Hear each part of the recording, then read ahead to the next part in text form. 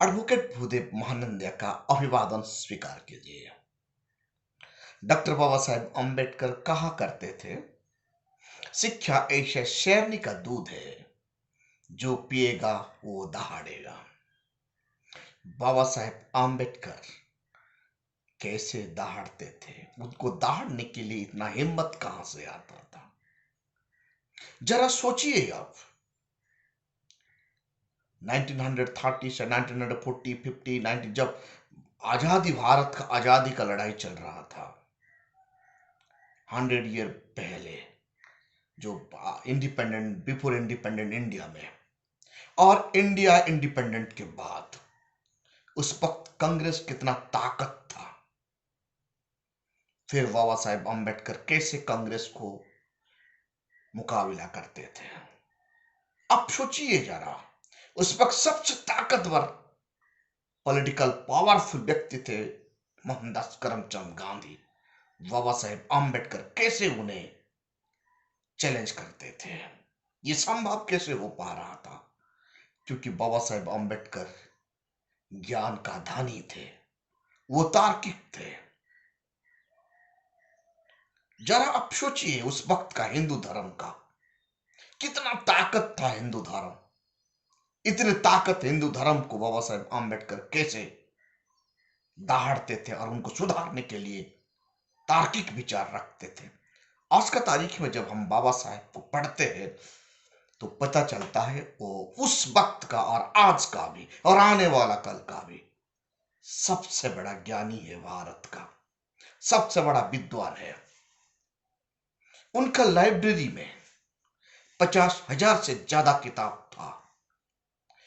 वो किताब का हर पन्ना में बाबा साहेब अम्बेडकर का कमेंट या अंडरलाइन देखने के लिए मिलता है।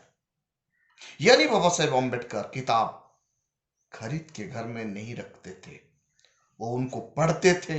पढ़ने के बाद अपना विचार वहां लिख देते थे या अंडरलाइन कर देते थे। कैसे बाबा साहेब अम्बेडकर राजनीति जीवनी कैसे था? बाबा साहेब अम्बेडकर का राजनीति जीवनी बहुत उथल पुथल था। उस वक्त बाबा साहेब अम्बेडकर को हर जगह पर राजनीति में हारना ही पड़ रहा था। फर्स्ट जनरल इलेक्शन जब जून जुलाई में होता है 1946 में, बाबा साहेब अम्बेडकर मुंबई में हार जाते हैं कजरकुर के सामने। कजरकुर कौन है? बाबा साहेब का सामने कुछ भी नहीं, लेकिन कांग्रेस उन्हें टिकट देता है और बाबा साहेब अम्बेडकर को हरवाया जाता है। Schedule caste and Muslim league का सहयोग से बाबा साहेब अम्बेडकर जयसुर खुलाना रीजन से जीत कर आते हैं। लेकिन साथियों, जयसुर खुलाना एरिया को जब भारत इंडिपेंडेंट हो जाता है, वो पाकिस्तान में शामिल हो जाता है। यानी बाबा साहेब अम्बेडकर का भारत का पार्लियामेंट्री पोस्ट यानी कॉन्स्टिट्यूशनल असेंबली में आना बंद हो गया। तो बाबा साहेब अम्बेडकर भारत का संविधान लिखे कैसे? उस वक्त भारत का कॉन्स्टिट्यूशनल असेंबली का यानी कॉन्स्टिट्यूशनल लीगल एडवाइजर एक्सपर्ट थे बी.एन. राव। बी.एन. राव को संविधान सभा का एडवाइजर बनाया गया था। इसलिए भारत का पहला राष्ट्रपति और ड्राफ्टिंग कमेटी का चेयरमैन यानी अस्थाई chairman doctor Rajendra Prasad BN. Rao को फॉरेन भेजते हैं ताकि यूरोप कंट्री का संविधान के बारे में उन्हें पता चले। इसलिए बी.एन. राव आयरलैंड जाते हैं, यूके जाते हैं, United state of the America जाते हैं, और यूनाइटेड किंगडम जब वो पहुंचते हैं, उस वक्त दुनिया का सबसे बड़ा ज्ञानी संविधानविद सर आइवर जेनी के पास जाते हैं और उन्हें बी.एन. राव भारत का संविधान बनाने के लिए सलाह मशूरा लेते हैं।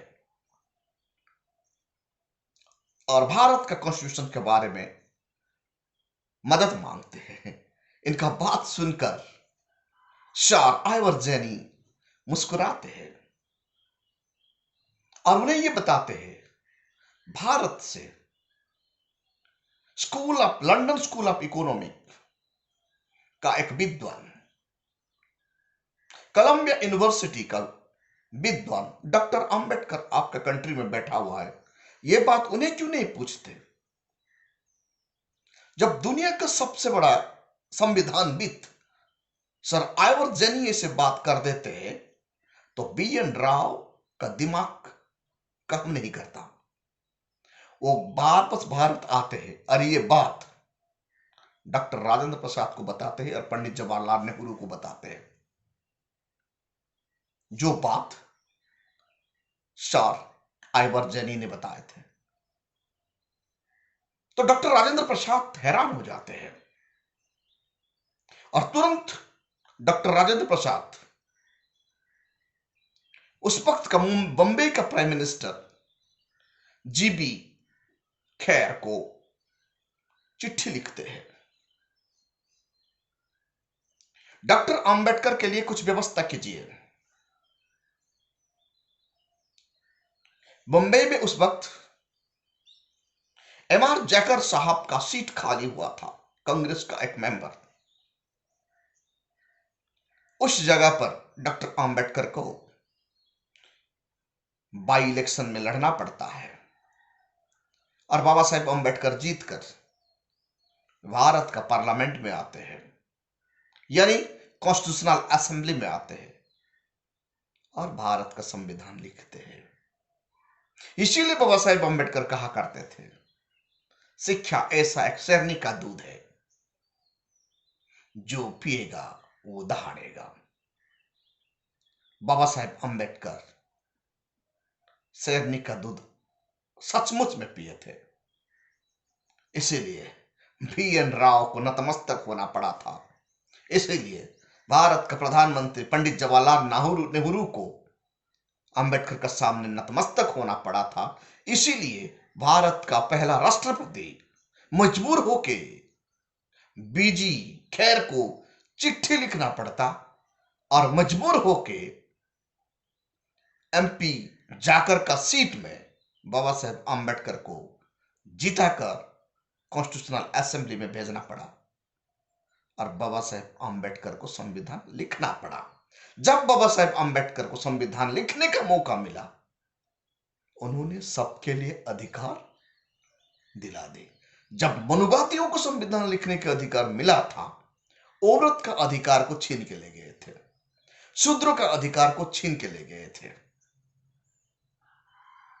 लेकिन जब बाबा साहेब अंबेडकर को, हमारा पिताजी को, हमारा नस्ल को, भारत का मसीहा को यह शब्द लिखना पड़ा, तो उन्होंने मानवतावाद दिखा देते हैं और सबको बराबर का अधिकार देते हैं। ऐसे ही आपका बाबा साहेब अंबेडकर। इस परिस्थिति में बाबा साहेब अंबेडकर कॉन्स्टिट्यूशनल असेंबली का अंदर आए और भारत का संविधान लिखे। क्या आप भी शिक्षा एक शेरनी का दूध ये पिएंगे? जरूर पीना पड़ेगा और बाबा साहेब जैसे काम हम लोगों को भी करना होगा। वर्तमान परिस्थिति में भारत का सिचुएशन बहुत खराब है और इस भारत को बचाने के लिए हम सबको यूनाइटेड होके संविधान को बचाना होगा। इतना मेहनत करके बाबा साहेब अंबेडकर संविधान बनाए और इतना सुंदर संविधान को अब संविधान चलाने वाले इनको फिनिश करने के लिए तैयार कर चुके हैं। यानी एग्जीक्यूटिव मनुवादी का कब्जा में चला गया, जुडिशियरी मनोवादियों का कब्जा में चला गया, प्रेस मीडिया मनोवादियों का कब्जा में चला गया और देश का इकोनॉमिक डिस्ट्रीब्यूशन सही से नहीं हुआ। ये देश का इकोनॉमिक को विशेष कम्युनिटी ने अपने कंट्रोल में ले लिया और देश को प्राइवेटाइजेशन करके मौलिक अधिकार को भी कैसे फिनिश कर रहे हैं। शिक्षा 72% एजुकेशन प्राइवेटाइजेशन हो गया, 80% मेडिकल प्राइवेटाइजेशन हो गया और कुछ बचा नहीं। कुछ दिन के बाद इस देश का पानी भी पानी को भी कंपनी का अंडर में दिया जाएगा, हवा को भी कंपनी का अंडर दिया जाएगा। तो इंसान को यहां बचने के लिए हर कोई चीज खरीदना ही पड़ेगा, जो कि संविधान का मूल ढांचा का खिलाफ है। आइए, हमारा देश का जमीन को बचाना है, हवा को बचाना है, पानी को बचाना है।